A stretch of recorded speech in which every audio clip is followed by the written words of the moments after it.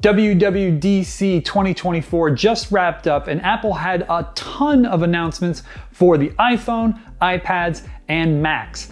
However, it did announce a bunch of things that directly relate to Android in some way, whether Apple was just cribbing from Android or announcing features that will affect Android users. So what I want to go over today is the 5 things Android users must know about what Apple announced at Worldwide Developers Conference 2024. One of the most significant things announced at WWDC was barely a blip of a second during the keynote, and that's RCS support coming to iMessage. This is a huge deal for Android users because it's finally going to allow Android and iPhone users to communicate effectively through text message. RCS support coming to the iPhone means that things like read receipts, typing indicators, high quality photos and videos, and more will finally be supported when communicating with iPhones and Androids. Unfortunately, because Apple spent so little time talking about this, we don't really know much about what RCS support with the iPhone is going to bring. For example, are all those features I just mentioned going to come immediately to iOS 18, or are they going to roll out in a staggered way? If they are going to roll out in a staggered way, when are they going to begin? When is it going to finish? We don't know a lot of the answers to these questions because, once again, Apple literally just said RCS support is coming and then moved right on. Another big thing that Apple announced at WWDC is home screen and icon customization. This is a big deal for Android users because this has traditionally been the biggest thing that separates iPhone from Android.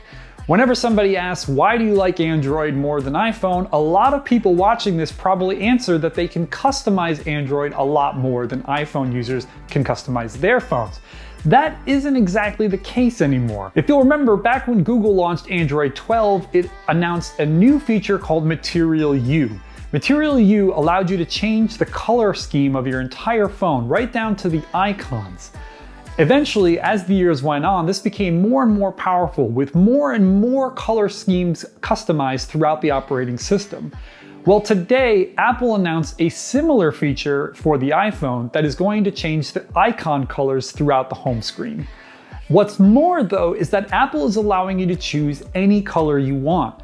With Material You as it stands today on both Android 14 and the upcoming Android 15, you can't pick any color you want. You have to pick from a set selection of colors that Google has chosen for you. But Apple is taking it a step further and making this completely customizable, so you can choose any color you like. That made me a little bit jealous, but it's okay because now that Apple has done it, Google is going to have to deliver it at some point soon. Maybe with Android 16, or maybe even in an update that comes between Android 15 and Android 16. On top of this, Apple is also announcing a new way for you to customize your home screen by being able to arrange your icons in any type that you want.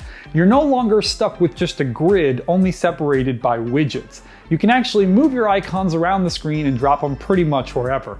This is not a big deal to Android users because we've been able to do all that and more for a really long time. But once again, next time somebody says, why do you like Android over iPhone? You're not going to be able to say that you can customize the home screen to your liking because iPhone users are now going to be able to do that. Another thing that Android users have been able to do for quite a long time now is work with the Emoji Kitchen.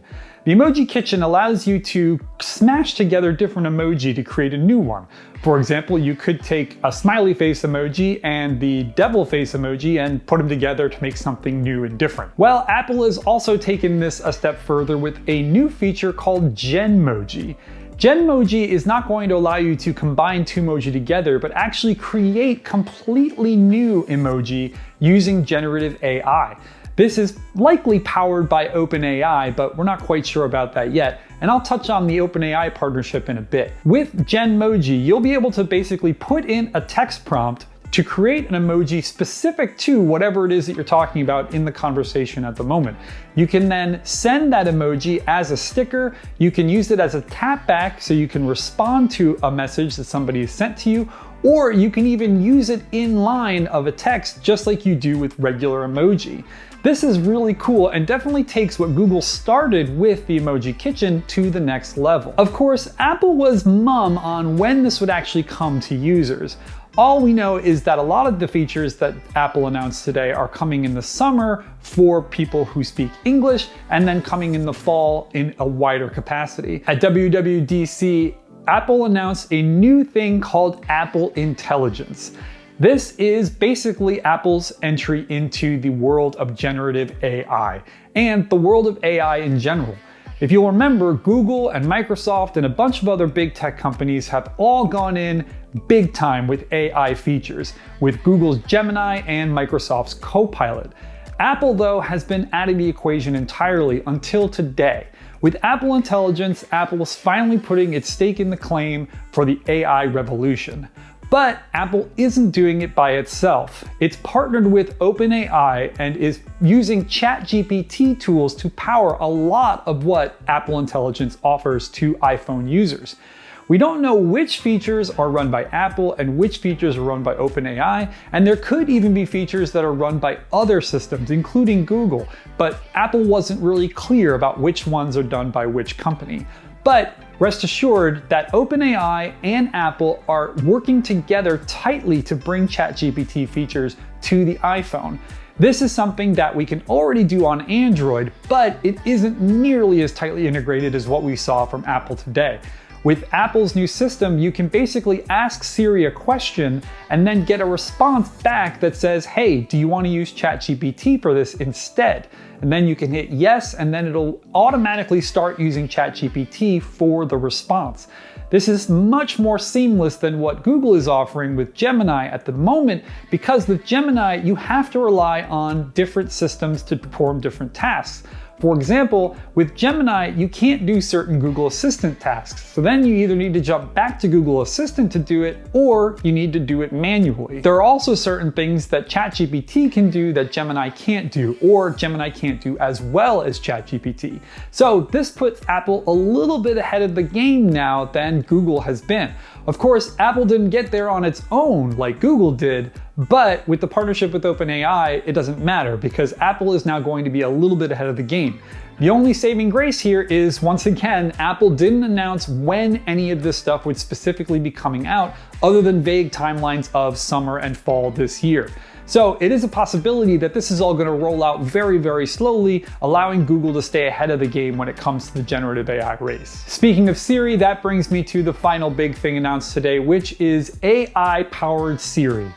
Now, we've seen Siri and Google Assistant going head-to-head for years now, but with the introduction of Gemini, we now have a generative AI digital assistant baked into our Android phones. Well, Siri is also getting a facelift using AI, but it seems like it's going to be much more powerful than what we've seen from Google Assistant transitioning into Gemini. Also, the fact that Apple is not trying to change the name or trying to change the underlying structure of how Siri works, and it's just using the Siri name, makes it a little bit easier for iPhone users to transition from normal Siri to this new AI-powered Siri. Essentially, with AI-powered Siri, you're going to be able to do a lot more things than you can currently do with regular Siri. This could be as simple as giving Siri a long prompt and having her do things that she couldn't do previously. For example, you could tell Siri to open up an email, address that email to a certain person, compose that email, and then send that email all with one voice command. This is something that Siri, as it currently stands, cannot do, and it's also something that Gemini can't do at this moment either. So what we're expecting to see is a heightened war between Siri and Gemini. This is going to be a thing where Google is going to do something and Apple is going to one-up it, and then Google is going to one-up it, and on and on and on. This is hopefully going to make Gemini a better experience for us, because now we have a direct threat to what is happening in the different ecosystems of iPhone versus Android. Those are the 5 biggest things we saw at WWDC this year that directly relate to Android users. Unfortunately, we were hoping to see Apple TV Plus announced for Android, but it looks like we're gonna have to wait a little bit longer for that one. But I'm excited to hear what you guys have to say about this, especially when it comes to RCS support on Android. What do you think about that and all the other things that Apple announced at WWDC this year? Be sure to jump down in the comments and let us know, but I will see you guys in the next video.